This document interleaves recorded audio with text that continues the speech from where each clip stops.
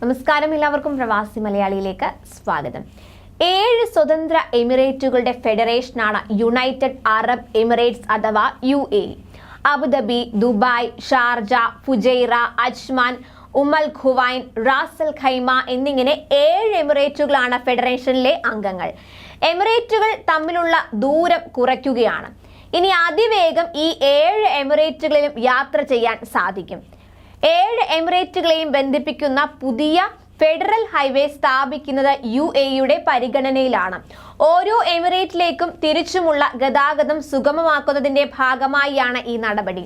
പദ്ധതി യാഥാർത്ഥ്യമായാൽ നിലവിലുള്ള ഹൈവേകളായ Sheikh Zayed road, Sheikh Mohammed bin Zayed Emirates റോഡുകൾ എന്നിവയുമായി പുതിയ ഫെഡറൽ പാത ബന്ധിപ്പിക്കും. ഫെഡറൽ നാഷണൽ കൗൺസിൽ ഊർജ അടിസ്ഥാന സൗകര്യ മന്ത്രി സുഹൈൽ ബിൻ മുഹമ്മദ് അൽ ബസ്രൂയിയാണ് ഇത് സംബന്ധിച്ച നിർദ്ദേശം സമർപ്പിച്ചത്. പുതിയ ഹൈവേ നിർമ്മിക്കണോ നിലവിലുള്ള പാതകൾ വികസിപ്പിക്കണമോ എന്ന കാര്യം തദ്ദേശ സ്വയംഭരണ സ്ഥാപന പ്രതിനിധികളുമായി കൂടിക്കാഴ്ച നടത്തിയ ശേഷം അന്തിമ തീരുമാനം പ്രഖ്യാപിക്കും.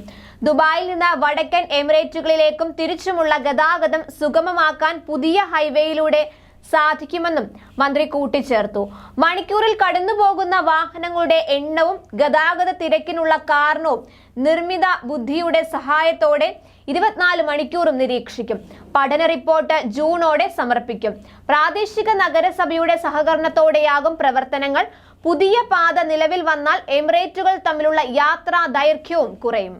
അതുപോലെ പൊതുഗതാഗത യാത്ര അടിമുടി സ്മാർട്ടാക്കാൻ Dubai roads and transport authority ഒരുങ്ങുകയാണ്. അതായത് നോൾ കാർഡ് ഡിജിറ്റൽ ആക്കുകയാണ്. നോൾ കാർഡിന് പകരം ടിക്കറ്റിംഗ് മെഷീനിലേക്ക് നോക്കിയാലും സ്മാർട്ട് ഫോണോ സ്മാർട്ട് വാച്ചോ കാണിച്ചാലും കവാടം തുറക്കും വിധമാണ് നോൾ കാർഡ് നവീകരിക്കുന്നത്. മെട്രോ, ട്രാം, ബസ്, ടാക്സി എന്നിവയിലെല്ലാം ഇത് ഉപയോഗിക്കാം. സ്മാർട്ട് ചാനലുകൾ വഴിയുള്ള യാത്രാ ആസൂത്രണം, അതുപോലെ ബുക്കിംഗ്, പ്രീ പേയ്മെന്റ്, കുടുംബ അതുപോലെ ഗ്രൂപ്പ് ടിക്കറ്റ് തുടങ്ങി ഒട്ടേറെ സവിശേഷതകൾ പുതിയ സംവിധാനത്തിൽ ഉണ്ടായിരിക്കും.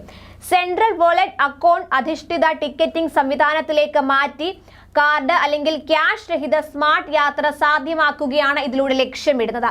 ഇതിനായി RTA 35 കോടി ദിർഹത്തിന്റെ കരാറിൽ ഒപ്പിട്ടിരിക്കുകയാണ്.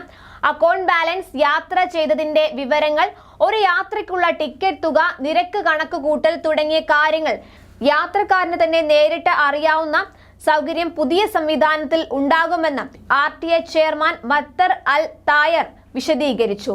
ഒരാളുടെ പേരിലുള്ള എല്ലാ കാർഡുകളും വ്യക്തിഗത അക്കൗണ്ടിലേക്ക് ചേർക്കണമെന്നതിനാൽ സുരക്ഷ ഉറപ്പാക്കാനാകും. ദുബായ് മെട്രോ സേവനം ആരംഭിച്ച 2009 സെപ്റ്റംബർ 9 അവതരിപ്പിച്ച നോൾ കാർഡ് ഇതുവരെ 3 കോടിയാണ് വിതരണം ചെയ്തത്. കൂടുതൽ പ്രവാസി വാർത്തകൾക്കായി ഈ ചാനൽ സബ്സ്ക്രൈബ് ചെയ്യുക.